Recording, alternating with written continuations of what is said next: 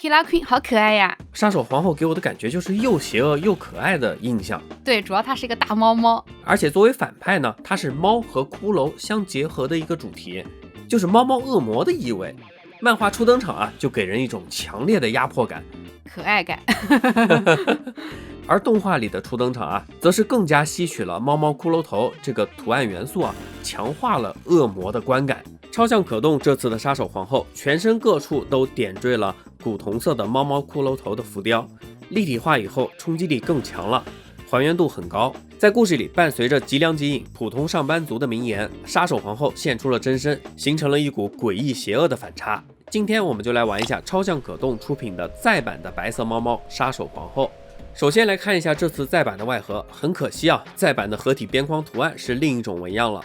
老版本的各种包装是包含有猫猫骷髅头纹样的。打开盒子，把内容物拿出来，内包就是如此啊，东西倒也不多。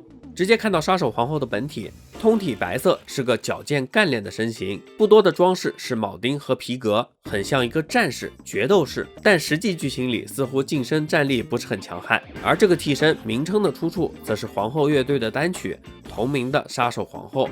本次的超像可动白色猫猫是 First 配色，对应的吉良吉影的 First 配色也是白色。我非常喜欢白色配色的吉良配白猫，毕竟动画里剧情后期川尻号座的配色也是白色嘛。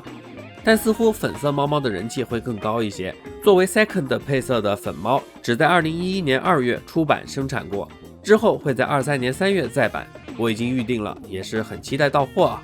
同时，这个第4部造型的杀手皇后啊，和第8部吉良吉影使用的杀手皇后并不通用，造型有轻微变化。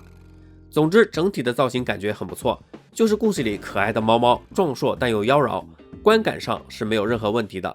接下来的把玩开始之前，我要先吐槽一下，这次的可动并没有很好。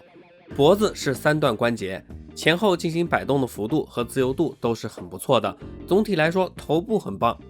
肩部抬起会收进胸腔，这里很有意思，但前后摆动缺乏蝴蝶骨关节，导致很多动作又会摆不出来。上臂有一个平转的功能，手肘的可动只能达到一个直角，只有90度，这里的表现很不好。腰部上段负责俯身后仰，而下段则是负责平转，看似是个普通的腰部啊，其实这里提供了收纳猫草的功能。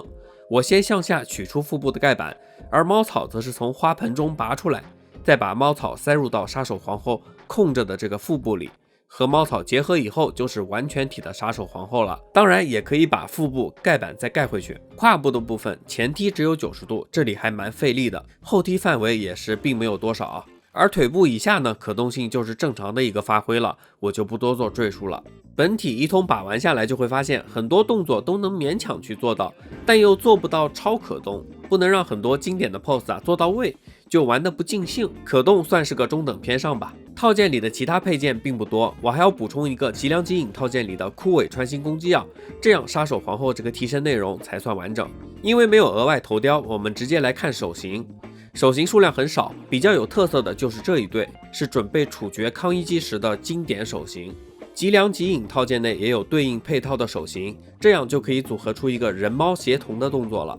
接着是触发炸弹的按下开关的右手，非常经典的手势啊，这个能力贯穿了故事的始终。而且吉良的技能嘛，大部分都是这种偏远程的技能吧。总之就会让我感受到杀手皇后好像并没有什么帅气的近战姿势啊，近战都吃瘪。对，而且是他往往就是先逞能，他觉得自己可以了，行了啊，对，能干过对方啊，对方都是什么人？都阿强，然后就有点惨。嗯。